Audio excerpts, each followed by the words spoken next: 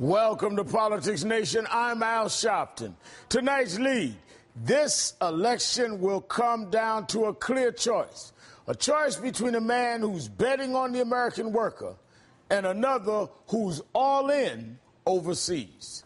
Today, President Obama kicked off a two-day bus tour through the battlegrounds, Ohio and Pennsylvania, two crucial states where the president's bet on the auto industry saved the whole way of life in those states.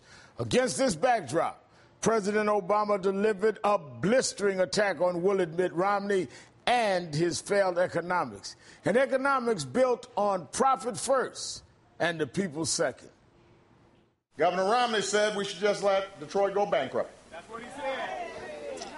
I refuse to turn my back on communities like this one.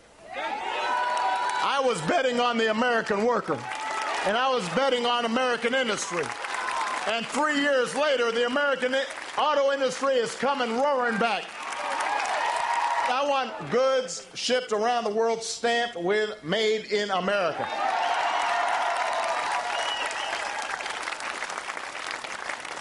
Unlike my opponent, I want to stop giving tax breaks to companies that are shipping jobs overseas. Governor Romney's experience has been in owning companies that were called pioneers of outsourcing. That's not my phrase. Pioneers of outsourcing. My experience has been in saving the American auto industry. And as long as I'm president, that's what I'm going to be doing, waking up every single day thinking about how we can create more jobs for your families and more security for your communities. As the president fights for your communities, his opponent is battling more troubling headlines. Today, a scathing Associated Press report raises new questions about Romney's offshore assets, including one transferred into his wife's name the day before he took office as governor. The report comes just days after a Vanity Fair investigation into Romney's often murky offshore accounts. Romney has claimed time and again that these accounts never saved him a penny. I have not saved $1 by having an investment somewhere outside this country. Now, that might be true, but the optics of hiding money in Bermuda or the Cayman Islands doesn't look good. And the president is making this election a very clear choice. My belief was that I had to participate and fight on behalf of the middle class that had given me so much so that the next generation would be able to have those same opportunities. That's what got me into my first campaign, and it's that same idea that I believe in my last campaign. It's the reason I'm here today. It's the reason I ran for president. It's the reason that I'm running again for president, because I want to keep on fighting for families all across America so they have the same opportunities that I did.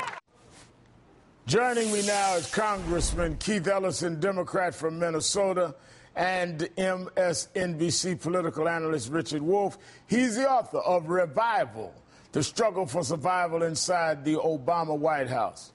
Let me start with you, Congressman. The Obama campaign is drawing a very clear contrast between them and Mitt Romney. How's this going to play out? It's going to play out to the benefit of the American worker, who is going to know that the president's on their side and that Governor Romney has been on the side of big capital, offshoring, and all the rest for a very long time. You know, Mitt Romney's got a lot of trouble because he's over here saying, well, I haven't saved any money by offshoring. Well, has he made any jobs in America by offshoring? Decidedly no. And so he's going to be in a defensive posture, and he's going to be in trouble. Now, Richard, the Obama campaign and those supporting the president have been very aggressive. I mean, there's a new ad out that raises the question to every American what they think about Romney's offshore holdings. So they're not holding back. They're going right at it. Look at this new ad. Sure. I don't know if he's doing that because he's trying to shelter his money from taxes or whether he just doesn't believe in the American economy. But either way, it's not a very good sign.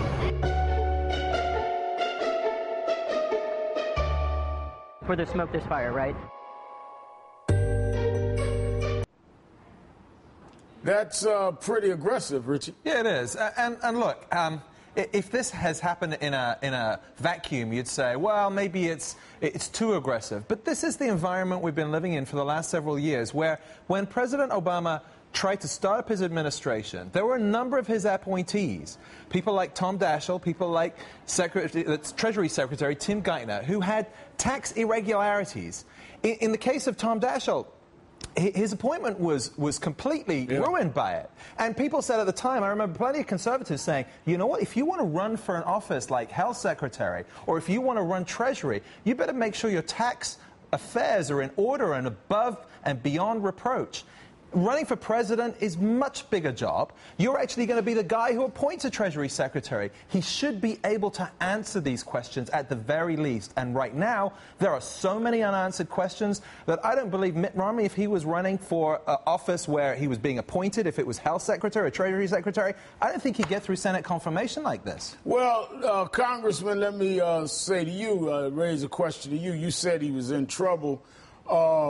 The Wall Street Journal editorial board, no left-wing paper, certainly not even a centrist paper, they actually slammed Romney for being pictured jet skiing this week. It accuses him of feeding into the rich guy stereotype. Let me quote it. The Obama campaign is assailing Mr. Romney as an out-of-touch rich man, and the rich man obliged by vacationing this week at his lakeside home with a jet ski cameo. But candidates who live by biography typically lose by it.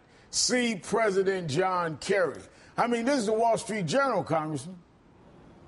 Well, you know, who would know better than them? I mean, the fact is he's really signaling to them that he is their guy, and what they're saying back to him is, well, then stop acting like so much of what you truly are and try to at least look like a guy who connects with the working class. They're trying to give him some advice, which he is very ham-handedly not taking. I mean, but it's only the start. I mean, look, when the Swiss bank accounts and the offshore accounts start coming in, the multiple homes, money it's just going to keep on coming.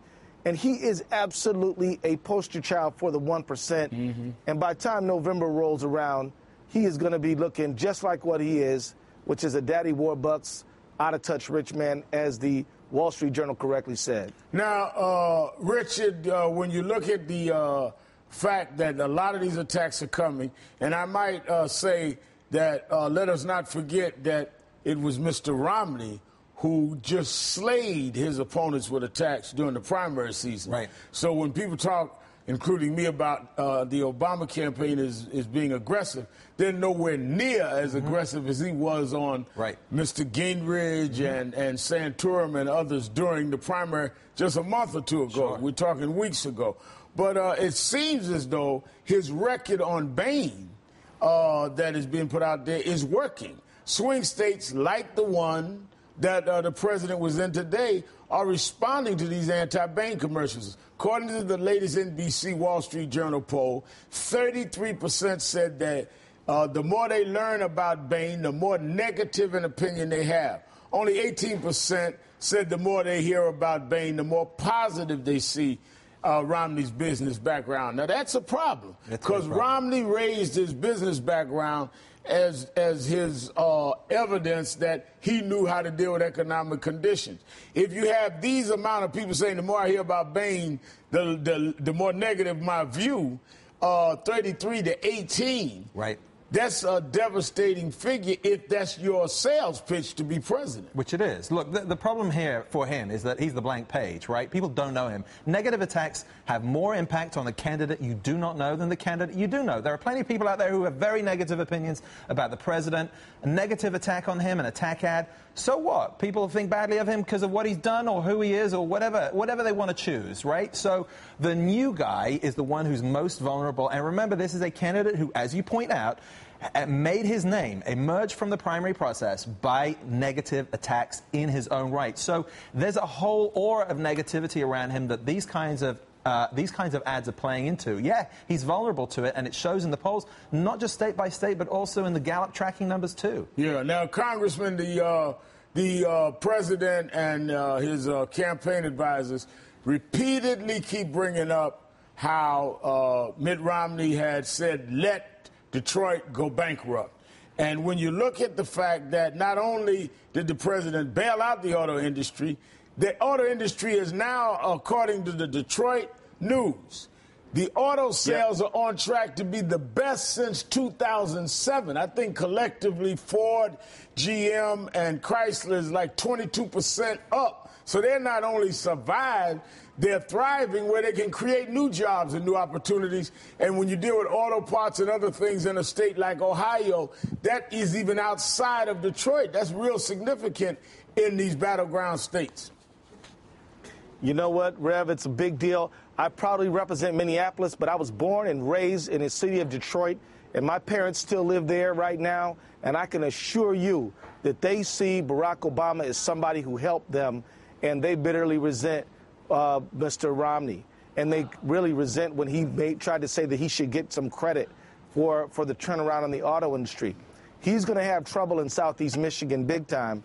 And I can tell you that, you got Delco, you got a lot of other companies that are auto suppliers throughout the Midwest, and every family knows that. Now, we're dealing with an area hit hard by foreclosure, hit hard by unemployment, right. And the president is clearly seen as somebody who's doing something about it. Well, when you look at the map, Richard, you see in Ohio unemployment is at 7.3%. Pennsylvania unemployment is down for 7.4%. Maybe that's why the president is headed to these states, because he's leading Romney in Pennsylvania by 6 points and by 9 points in Ohio. So as the unemployment is going down in these states, you've got Republican governors that are saying, oh, we're on our way back. And you have a president that's saying, yeah, because of me. And Romney's like saying, shh, to all the Republican governors. Well, don't believe it, right? It's getting bad and the other guy's to blame. You know, the problem, the big number there to worry about if you're the Romney campaign is the Ohio number. Because Pennsylvania is going to look after itself for the Democrats. Right. Big voter registration advantage. But if you're a Republican candidate, you cannot be 9 points down in Ohio. And try and tell people that, you know, in spite of what you're seeing, in spite of the auto industry coming back and everyone, you know, getting hired here, things are really going badly here. And that's a tough sell. That gets to the heart of his premise for being president just as much as Bain. Well, don't believe your lying eyes. Congressman Keith Ellison and Richard Wolff, thanks for your time this evening. Coming up, thanks, Rev. Mitt Romney flip-flops on the health care law. Now he's claiming it is a tax after all. And he's really, really trying to convince Republicans that he believes it. Well, the Supreme Court has the final word, and their final word is that Obamacare is a tax. So it's a tax. It is a tax, and it's constitutional. They concluded it was a tax. That's what it is. It's now clear that his mandate, as described by the Supreme Court, is a tax. They had to find it was a tax, and they did. And therefore, Obamacare is a tax. Gee, what are you trying to say, Mitt? Also, stunning news about how Republican governors are putting politics above people, hurting millions of uninsured citizens right in their own backyards. And we'll dig into the biggest mystery of the summer. Who's leaking secrets from the Supreme Court? You're watching Politics Nation on MSNBC.